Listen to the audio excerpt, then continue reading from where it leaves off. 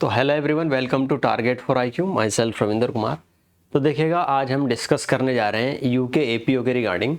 और UK APO में जो आपका मेंस में हिंदी लैंग्वेज का पेपर होता है, उसमें आज हम चर्चा करेंगे उसमें क्या क्या टॉपिक्स आपके पूछे जाते हैं, ठीक है, और उसमें किस तरीके से हम सारी चीज़ों को कवर करेंगे। थोड़ा वाइड सिलेबस है, आप कह सकते हैं। कंपैरिजन अगर करें हिंदी के सिलेबस को लेकर के अदर स्टेट की जुडिशरी से भी या एपीओ एग्ज़ाम्स में आपके, तो इसमें थोड़ा सा ना आपका वाइड है। एक तो डिस्क्रिप्टिव है, ये तो आप जानते हैं मेंस के पेपर, प्लस इसमें क्या है ना, बहुत सारी चीज़ें हैं। इसमें आपका कार्यालय पत्र हैं, टिप्पण प्रारूपण है ना, बहुत सारी चीज़ें हैं। तो एक तरीके से इसमें अगर हम कहें कि हाँ हम कवर कर सकते हैं किसी बुक के माध्यम से, तो वो अतिशयोक्ति होगी, क्योंकि ये जो चीज़ें हैं सारी वो एक जगह मिल पाना। अब जैसे निबंध की बुक्स आती है वो अलग होती है ना। फिर हम लेटर वगैरह की देखेंगे, उसकी अलग बुक होती है, ग्रामर की अलग बुक होती है।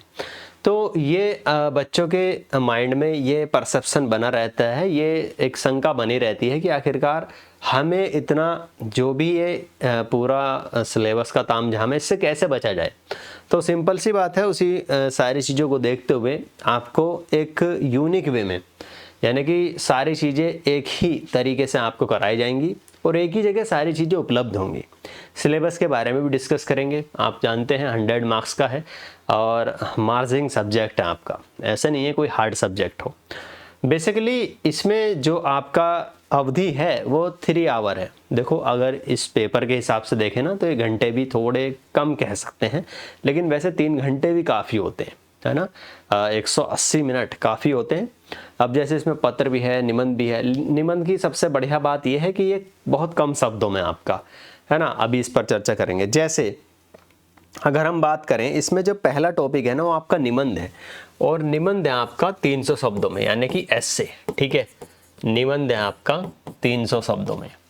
इसमें स्टूडेंट्स काफ़ी दिन से ये बोल रहे थे कि ये बैच कब शुरू होगा, तो थोड़ी सी विसंगतियाँ आ गई थी। अब थोड़ा सब चीज़ें नॉर्मल हैं, तो अब इसमें आपका सारी चीज़ें बैच में भी नॉर्मल हो जाएंगी, ठीक है। तो जीवन में कभी कभी उतार चढ़ाव चलता रहता है, और वो एक नियम है प्रकृति का, उससे हम बच नहीं सकते। भले से कुछ टारगेट हमारे लेट हो सकते हैं, लेकिन हमें रुकने की भी हिदायत नहीं देनी चाहिए, या रुकने का भी हमें कोई ऐसा इल्यूज़न या भ्रम नहीं पालना चाहिए कि थोड़ी सी अगर हमारे रास्ते में, हमारे लाइफ में परेशानी आई, एकदम से हम उसमें एक तरीके से स्थिर हो जाएं, तो ये भी उचित नहीं है, ठीक है। अब नदी जैसे बहती है, उसको सामने अवरोध अगर कुछ खड़ा कर दे रहा है तो अपना रास्ता बदल लेती है। सिंपल सी बात है, यही लाइफ का रूल है। तो ये निबंध जो आता है वो आपका 300 शब्द में आता है। 300 शब्द जैसे खड़ा पेज होता है ना, तो नॉर्मल भी अगर 100-125 पेज भी लिखेंगे तो खड़े 1 पेज का निबंध है, 1-1.5 पेज का मात्र, ठीक है। इतना ही 300 शब्दों में है। फिर इसमें अगर हम बात करें अपठित गद्यांश है। अपठित का मतलब होता है कि आपका बिना पढ़ा हुआ। ये मतलब बिना पढ़े हुए से मतलब होता है कि आप इसको जानते तो होंगे, लेकिन ये आपको ऐसे नहीं मिल जाएगा किसी बुक में मिल जाए, इसकी तो आपको प्रैक्टिस करनी पड़ेगी। जैसे निबंध है आपके, तो इसमें 10-12 निबंध हम करते हैं, एग्ज़ाम टाइम में देखते हैं कि क्या परिस्थितियां हैं, उसी के अनुसार हम चीज़ों को सिलेक्ट करते हैं। और जो आपके गद्यांश हैं, इसमें 3 चीज़ें हैं। जैसे भावार्थ, गद्यांश में ना जो 3 चीज़ें आती हैं इसकी, अगर हम देखें इसमें, तो इसकी 3 ब्रांचेस आप कह सकते हैं। एक भावार्थ होती है, ठीक है, एक इसका शीर्षक होता है, शीर्षक यानी कि टाइटल होता है।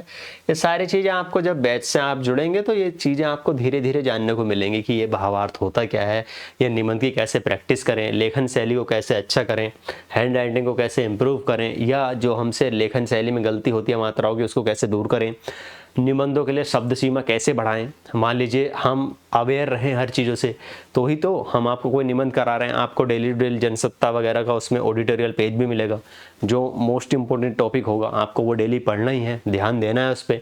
वहाँ से आपकी शब्द सीमा भी बढ़ेगी किसी टॉपिक की, और जो गलतियाँ होती हैं आपसे शब्दों में लिखने, वो भी दूर होंगी। तो बहुत सारी चीज़ें हैं ओवरऑल, ठीक है। फिर बात करें इसमें रेखांकित लाइन का ना आशय होता है, मतलब अंडरलाइन कर दी जाती है इसमें कुछ चीज़। रेखांकित जैसे यूपी एपीओ में होता है रेखांकित लाइन का अर्थ, ठीक है, या आशय। अब जो तीसरा प्रश्न आता है आपका, प्रश्न बहुत सारे आते हैं इसमें, ठीक है।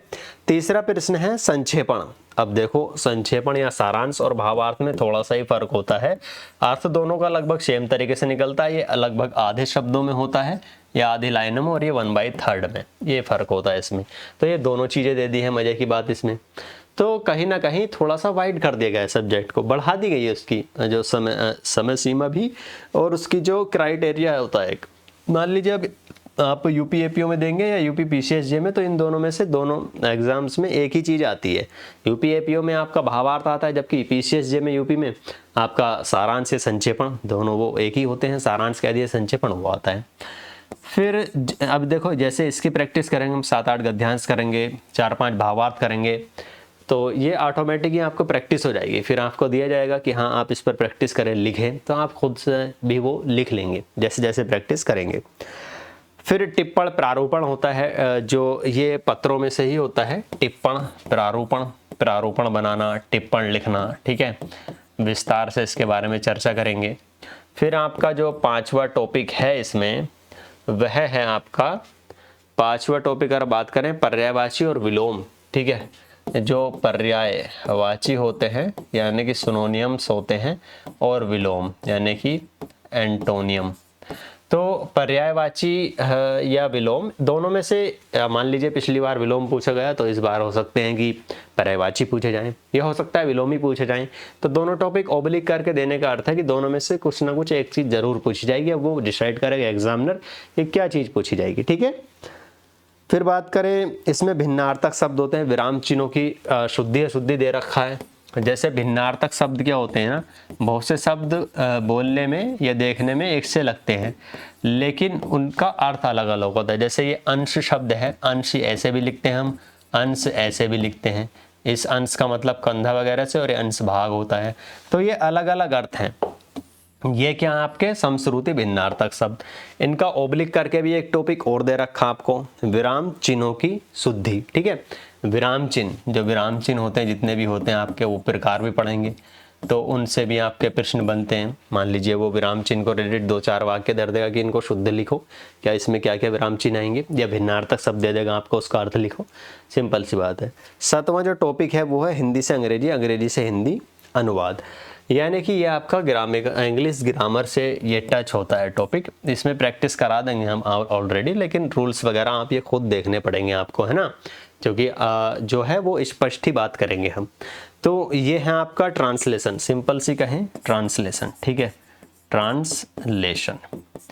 फिर इसमें जो नेक्स्ट टॉपिक है हमारा, जो 8वां टॉपिक होने जा रहा है, जो 8वां टॉपिक है वह है शब्द समूह के लिए एक शब्द, है ना। शब्द समूह के लिए एक शब्द, इसको हम बोलते हैं शब्द समूह के लिए एक शब्द, या आप इसको वाक्यांश के लिए एक शब्द भी कहीं कहीं लिखा हुआ देखते हैं। 9वां जो प्रश्न आता है आपका, वो आता है उपसर्ग और प्रत्यय, प्रीफिक्स सफिक्स शायद इसको बोलते हैं, ठीक है, उपसर्ग और प्रत्यय। तो इसको भी हम आसानी से करेंगे। उपसर्ग शुरू में लगते हैं शब्दों के, प्रत्यय बाद में लगते हैं। 10वां जो टॉपिक है, अब देखो इसमें कई सारे टॉपिक हैं, तो इसलिए हमें सारी चीज़ें एडवांस में करनी ज़रूरी है। परीक्षा आपका जैसे ही एग्ज़ाम फॉर्म आते हैं तो इतना समय नहीं मिलता है, हम सारी चीज़ें उससे पहले कवर कर लें तो ये ज़्यादा उचित होता है, ठीक है। फिर बात करें अंग्रेजी की विधिक परिभाषिक शब्दावली, ये बहुत आसान है। जो सेलेक्टेड शब्द हैं आपके विधिक से रिलेटेड, वो आपको दे दी जाएंगे, ठीक है। यानी कि विधिक शब्दावली, विधिक शब्दावली। और फिर इसमें जो आपका नेक्स्ट टॉपिक है 11वां, अशुद्ध शब्दों को शुद्ध करना या वाक्य को शुद्ध करना, ठीक है। 11वां टॉपिक है, आप अशुद्ध शब्दों को शुद्ध करें। अशुद्ध शब्द या वाक्य शुद्धि, वो कोई सा भी दे सकता है इनमें से। अब देखो सिलेबस ना थोड़ा थोड़ा बढ़ता जा रहा है, मतलब तो अशुद्ध या तो शब्द दे देगा आपको कि इनको शुद्ध करके लिखो, या अशुद्ध वाक्य दे देगा कि आप इनको शुद्ध करके लिखिए। जो 12वां टॉपिक है, अगर उसको हम देखें, जो हमारा 12वां टॉपिक है, 12वां टॉपिक है आपका मुहावरे लोकोक्तियां और उनका वाक्य प्रयोग, ठीक है। मुहावरे, सिंपल से अगर हम बात करें, मुहावरे और लोकोक्तियां उनका प्रयोग। 13वां जो टॉपिक है जो 13 हमारा प्रश्न है या टॉपिक है, इसमें ना पत्र है, पत्र लेखन समझ लो पूरा। यानी कि आपको ना जैसे यूपी आरओ हुआ है ना, उसमें क्या है, सारा है टॉपिक, पत्र लेखन, टिप्पण, कार्यालय पत्र और विज्ञप्ति, अधिसूचना, ये सभी करने हैं आपको। और उस बात की चिंता ना करें कैसे करने हैं, ठीक है, आपको ऐसे समझा देंगे कि आपको दोबारा देखने की ज़रूरत ही नहीं होगी, बहुत आसान भाषा में आपको सारी चीज़ें समझा देंगे। इसमें थोड़ा सा ये भी फोकस करना होता है कि क्या कौन सा पत्र इस बार पूछा गया है, कौन सा नहीं पूछा गया है, क्योंकि पॉसिबिलिटी यही रहती है, जैसे बिहार जुडिशरी मेंस में होता है आपका हिंदी लैंग्वेज का क्वालिफाइंग होता है वो, तो कि मान लीजिए पिछली बार ये परिभाषाएं पूछी गई, हो सकता है इस बार ये ना पूछी जाए, तो इसी तरीके से इसमें भी आकलन किया जाता है। अब मान लीजिए कार्यालय, विज्ञप्ति, अधिसूचना, परिपत्र, अब देख लेंगे उसमें से पिछली बार कौन सा पूछा गया है या पिछली परीक्षाओं में कौन सा बच रहा है, उस पर ज़्यादा फोकस करेंगे। तो उस बात की तो आपको चिंता करनी ही नहीं है कि पिछली बार क्या वो हम ऑलरेडी आपको सारी गाइडेंस देंगे खुद कि हाँ ये पिछली बार पूछा गया था, इस पर कम फोकस करना है, जो पॉसिबिलिटी इस बार लग रही है उस पर ज़्यादा फोकस करना है, ठीक है। फिर अगर हम बात करें, ये पत्र हो गया, फिर कंप्यूटर का कार्यालय प्रयोग, मतलब जो 14वां प्रश्न या 14वां टॉपिक है इसका, वो कंप्यूटर को लेकर के आपको पूछा जाता है कि आप कंप्यूटर के बारे में, जैसे वर्तमान में बदलते जीवन में कंप्यूटर के दैनिक उपयोग, कंप्यूटर के बिना मानव जीवन का अस्तित्व, तो इस तरीके से कुछ भी टॉपिक बना सकता है। तो कंप्यूटर का भी एक शॉर्ट नोट्स आपको मिल जाएगा और कोशिश करेंगे उसमें, मतलब ऐसा प्रीवियस के बेस पर, ठीक है। तो ये तो आपका पूरा सिलेबस था हिंदी का। आप पता है आपको इसमें 100 मार्क्स का है मार्जिन, आप जितना इसमें स्कोर कर पाएँ उतना ही अच्छा है आपके लिए, और ये है कि आपका स्कोरिंग सब्जेक्ट है। अभी ये टॉपिक आपको देखने में लग सकते हैं कि काफ़ी सारे टॉपिक हैं, लेकिन समझिए थोड़ा चीज़ों को। आप किसी भी चीज़ को एक रणनीति के तहत करते हैं और समय से पहले करते हैं, तो वही चीज़ आपको आगे लेकर के जाती है, ठीक है। वही चीज़, ये नहीं कि हमारे फॉर्म आए और फिर हम उस चीज़ के लिए प्रिपेयर होने जा रहे हैं कि हाँ अभी हमें लैंग्वेज भी करना है ना, उत्तराखंड भी पढ़ना है, बहुत सारी चीज़ें। सपोज़ आपने ये इसमें ड्यूरेशन बता दें आपको, 2.5 मंथ्स या 3 मंथ्स इसमें आपका ड्यूरेशन होगा, ठीक है, 2.5 मंथ्स होगा या 3 मंथ्स होगा। तो अब इसमें टेस्ट भी होंगे, ये भी आपको बता दें, लगभग 5 टेस्ट तो होंगे, कम से कम 5 टेस्ट होंगे इसमें। और जो भी चीज़ आपको कराई जाएगी उसमें आपका भी ये दायित्व बनता है कि आप उस पर प्रैक्टिस करें। आप हमसे कॉपी भी चेक करा सकते हैं। मान लीजिए हमने आज आपको कोई गद्यांश लिखवाया, आपने उसकी प्रैक्टिस की, कोई पत्र लिखवाया उसकी प्रैक्टिस की, व्हाट्सएप नंबर पर आपने भेज दिया फ़ोटो क्लिक करके, सर देखना कैसे लिखा है। तो निबंध लिखा कि हाँ सर देखना कैसे है निबंध, आपका कोई उसमें पहले से पढ़ा हुआ है थोड़ा बहुत, आपने अपने शब्दों का तालमेल बैठाया कि देखना कैसा है। तो सिंपल सी बात है, आपको बिल्कुल ये नहीं सोचना है कि कॉपी चेक कैसे होगी, कैसे हम अपना आपका आकलन कर पाएंगे, कैसे हम अपने आप को आत्मावलोकन कर पाएंगे कि हम सही कर रहे हैं या नहीं कर रहे हैं, ठीक है। तो इस बात की चिंता नहीं करनी है। लेकर के आपके सिलेबस से टेस्ट सीरीज, कॉपी चेक सब हमारी जिम्मेदारी है। पर्सनल ही आपको मेरा नंबर मिलेगा, उस पर आप जो भी चीज़ आपको लगे कि हाँ ये मैंने लिखा है, ये चेक कराना है, करा सकते हैं। तो ये ओवरव्यू है आपका, है ना, सारे सिलेबस का, और उम्मीद है कि आपको ये सारी चीज़ें क्लियर हुई होंगी। बैच के लिए अभी हम डिस्कस करेंगे इसमें आपका, जो आप बैच से जुड़ने के लिए आपको बता दें कि जो सारी क्लासेस हैं वो हमारी ऐप पर होती हैं, ठीक है। टारगेट फॉर IQ ऐप पर ये सारी क्लासेस होती हैं। टाइम जल्दी आपको बता देंगे, और ये क्लासेस आपकी 5 अक्टूबर से ये शुरू होने जा रही हैं, ठीक है। 5 अक्टूबर से ये क्लासेस आपकी शुरू होने जा रही हैं, तो आप इसमें एनरोल्ड हो सकते हैं। सारी जानकारी आपको 7500110314 ये ऑफिस का ही नंबर है, इस पर सारी जानकारी आपको मिल जाएगी, ठीक है। तो कुल मिला के ये है कि आपके दिमाग में अगर ये प्रश्न आता है, आपके माइंड में ये प्रश्न आता है कि लैंग्वेज को कैसे कवर करें, हाँ इसमें थोड़ा सा घबराहट होती है इस प्रकार से, तो वो आपको बिल्कुल निकाल देना है दिमाग से, ठीक है। और स्कोरिंग है, स्कोर करने की इसमें अच्छे से अच्छे हम कोशिश करेंगे, ठीक है। सारी चीज़ों की सब प्रैक्टिस होगी, तो बाकी सारी जानकारी आपको दे दी गई है। फिर भी आपको कोई प्रश्न बचता है तो आप कमेंट करके ज़रूर बता सकते हैं। और नोट्स वगैरह तो आप जानते हैं टेलीग्राम में सब मिलेंगे, ऐप पर क्लासेस होंगी, ठीक है। टाइम वगैरह आपको सब बता दिया जाएगा। Thank you so much.